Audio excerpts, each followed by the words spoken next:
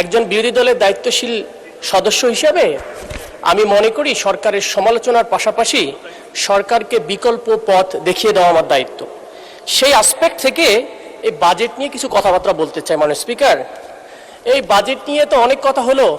বাজেটের একটা ভালো সাইড খারাপ সাইড বলতে গেলেও বলতে হয় বাজেটটা একটা বড় ঘাটতির বাজেট, এটা তো স্বীকার করতে হবে। অনেকে এটাকে নিন্দুকেরা বলে এটা একটা সাদা হস্তির বাজেট হয়েছে। মাননীয় স্পিকার, আমি মুদ্রা কয়েকটা পয়েন্টে কথা বলতে চাই। তার এক নম্বর পয়েন্ট হচ্ছে আমাদের প্রতিরক্ষা খাত।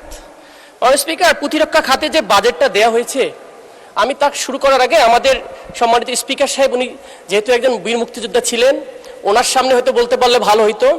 শুধু এইটুকু বলি, এটা আমার একটা ধৃষ্টতা যে ওনার মতো একজন ব্যক্তির সামনে কথা বলতে পারতাম। কিন্তু আমরা দেখলাম ওই যুদ্ধের সময় যদি আমরা আমাদের প্রতিরক্ষা খাতে যথেষ্ট বরাদ্দ বা অস্ত্র থাকতো, আধুনিক অস্ত্র, তাহলে হয়তো আমাদের লোক দিয়ে আমরা একক কৃতিত্বেই আমরা স্বাধীনতা অর্জন করতে পারতাম। মাননীয় স্পিকার, যেমনটা যদি ওইটা হতো, যেমনটা আমাদের শহীদ প্রেসিডেন্ট জিয়াউর রহমান তার একটা কামালপুর যুদ্ধের সময় উনি ইন্ডিয়ান পক্ষ থেকে একটা ওয়্যারলেস দেওয়া হয়েছিল ওনাকে, ভাঙা ওয়্যারলেস, যেটাকে উনি রাগ করে ফেলে দিয়ে ইন্ডিয়ান কমান্ডোকে বলেছিল অস্ত্র যখন দিবা, সরঞ্জামাদি যখন দিবা, তখন এমন জিনিস দাও যেটা ফাংশন করে, ডিসফাংশনাল দিও না, এটা আমার জন্য বাধাগ্রস্ত করে। মাননীয় স্পিকার, কেন এই জন্য বলতেছি, আজকে আমাদের প্রতিরক্ষা খাতের যে বাজেট দেওয়া হয়েছে মাত্র 42 কোটি টাকা। মাননীয় স্পিকার, 42,000 কোটি টাকা, যার মধ্যে 35,000 কোটি টাকায় শুধু পরিচালনা ব্যয়, কিন্তু মাত্র 7,000 কোটি টাকা দিয়ে কি আমাদের প্রতিরক্ষা হবে? মাননীয় স্পিকার, এই প্রতিরক্ষা বাজেট দিয়ে যে আমাদের আধুনিক অস্ত্র কেনা হবে, এই অস্ত্র তো প্রতিরক্ষা দিবে শুধু আপনার আমার সবার এই 350 জন সংসদ সদস্যের এলাকার মানুষের প্রতিরক্ষা দেবে। মাননীয় স্পিকার, যেখানে আমাদের প্রতিদিন আমাদেরকে বিভিন্ন বর্ডার থেকে হুমকি দেওয়া হচ্ছে, আমার পঞ্চগড়ের বর্ডারে দখল করে নেওয়া হবে, আমার চিকেন নেক থেকে দখল করে নেওয়া হবে, আমার দক্ষিণের ফেনী সীমান্ত থেকে দখল করে নেওয়া হবে, আমার রংপুর বিভাগের আমাদের হিলি বর্ডারে, আমাদের দিনাজপুর অঞ্চলে, মাননীয় স্পিকার, পলাশবাড়ির গাইবান্ধা, আমার কুড়িগ্রাম, সর্বমহল থেকে যখন আমার কাছে থ্রেটেন আসে, রাষ্ট্রীয় সভরেন্টি সিকিউরিটি যখন আমার থ্রেট, মাননীয় স্পিকার, তখন এই বাজেট দিয়ে আমাদের প্রতিরক্ষা খাত বরাদ্দ হয়নি। মাননীয় স্পিকার, আমি যদি এই দিকেও তাকাই, মাননীয় স্পিকার, আমাদের মায়ানমার সাইডে যুদ্ধ চলমান। মাননীয় স্পিকার, সেখানেও আমাদের ফ্রন্টে চলমান রয়েছে। পার্বত্য 3টা অঞ্চল, 3টা জেলা, যেখানে তিনটা বিদ্রোহী গোষ্ঠীর বিরুদ্ধে, কুকি চীনের বিরুদ্ধে আমাদের দুইটা ডিভিশন, আর্মি ডিভিশন কাজ করতেছে। এই বরাদ্দ দিয়ে কি আমাদের প্রতিরক্ষা হবে? মাননীয় স্পিকার, আমি যদি নেভালের কথাও বলি, যেটা আমাদের সামুদ্রিক লাইফলাইন বলে আমাদের বঙ্গোপসাগর, সেখানে মাত্র সেই 1980 সালের দুইটা সাবমেরিন আছে, আর কিছু অল্প কিছু ফ্রিগেট আছে।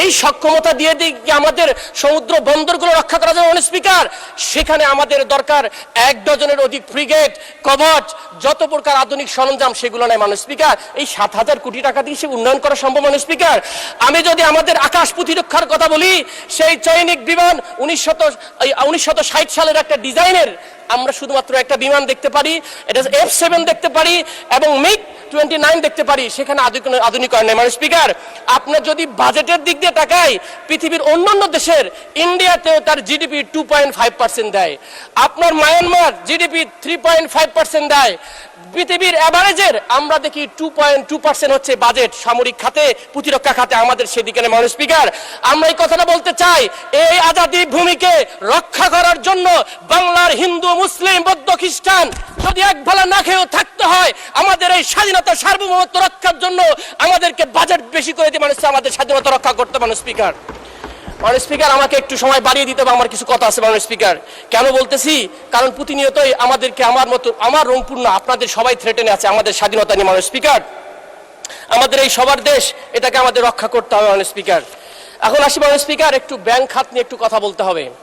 আমাদের ব্যাংকিং সেক্টরে, আমার অর্থমন্ত্রী এখানে আছেন, আমি খুবই আশাবাদী হতাম যদি 32% ঋণ খেলাপি থেকে 10% আনার জন্য একটা রূপরেখা দিতেন। উনি কোনো ধরনের রূপরেখা দেন, যেটা আমাকে হতাশ করেছে। মাননীয় স্পিকার, শুধু কি তাই, উনি নিজেই বক্তব্যে বললেন আমাদের ব্যাংকিং বেস ইকোনমিক সিস্টেমটাকে চেঞ্জ করে ক্যাপিটাল মার্কেট বেজে যাওয়া উচিত। খুবই ভালো কথা, কিন্তু একটা বড় বান্ধনী, একটা ব্যারিকেড দেওয়া হলো। কি ব্যারিকেড? যেখানে আগে ডিভিডেন্ডের 20% ছিল লভ্যাংশ কোম্পানিগুলো, সেখানে কি আমরা দেখলাম 35.7% হয়ে গেছে। মাননীয় স্পিকার, সেখানে ক্যাপিটাল মার্কেট কি বিকাশ করা সম্ভব না আদৌ? আরো একটা জিনিস, আমাদের আপনার সময় আরো 2 মিনিট বৃদ্ধি করা হলো। মাননীয় স্পিকার, আই হাম্বলি রিকোয়েস্ট, আমি এটা আজকে বলতে দিন আমাকে। আমাদের ক্যাপিটাল মার্কেটের যেটা বললাম যে আমাদের বন্ডের ক্ষেত্রে একটা এক্সেমশন ছিল যেটা আমাদের আলটারনেটিভ ফাইন্যান্সকে ডেভেলপমেন্ট করতো, কিন্তু সেই আপনার ট্যাক্স এক্সেমশনটা উঠায় না হলো, সুতরাং আলটারনেটিভ ফাইন্যান্সের ক্ষেত্রে আমাদের বাধাগ্রস্ত হবে। সে দৃষ্টিকোণ থেকে আমি মনে করি বাজেটের এই বিষয়টাকে আবার পুনরায় থিঙ্কিং করা। মাননীয় স্পিকার আরেকটা একটু আমরা সাংবিধানিক ইস্যু থেকে আসি।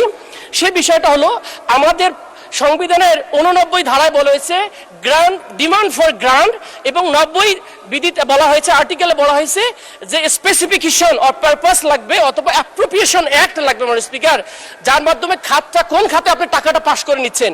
আমরা দেখলাম 5.1 বা অথবা 47 থেকে 48 হাজার কোটি টাকা, যেটার কোনো খাত নির্ধারণ করেনি মাননীয় স্পিকার, বিবিতে রাখা হয়েছে। এটা এই বাজেটের একটা বড় ঘাটতি এবং এটা কনস্টিটিউশনের একটা ভায়োলেশন। আমি মনে করি এখান থেকেও আমাদের প্রতিরক্ষা খাতে বাজেট যেতে পারে। মাননীয় স্পিকার আমার এলাকা সম্পর্কে কথা বলতেছে 2-4 মিনিট। আমার এলাকা বলার আগে আমরা ইদানিং একটা নিন্দুকেরা বলে যে নতুন একটা উপজেলার আবির্ভাব ঘটেছে, এটাকে নবাবী উপজেলা বলা হচ্ছে।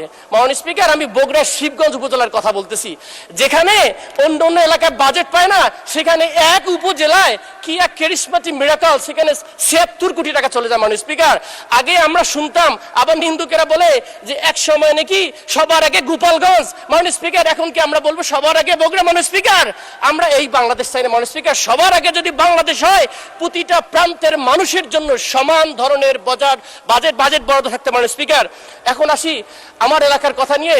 অমর্ত্য সেন একটা কথা বলেছেন, ডেভেলপমেন্ট ইজ ফ্রিডম, কিন্তু আমার এলাকার ফ্রিডম আসলে খুবই সংকীর্ণ। আমার এলাকার রাস্তাঘাট 70% কাঁচা, আর বরিশাল অঞ্চলে 70% পাকা। আমি যেখানে যাই, আমার জেলার যে কোনো ইউনিয়নে যাই, সেখানে গেলে আমাকে বলে, আমার অঞ্চলের মানুষ আমাকে বলে আমাদের রাস্তাগুলো পাকা করে দেন না। মাননীয় সদস্য, আমাদের টাইম লিমিট আছে, এর মধ্যে প্রায় শেষ হয়ে গেছে।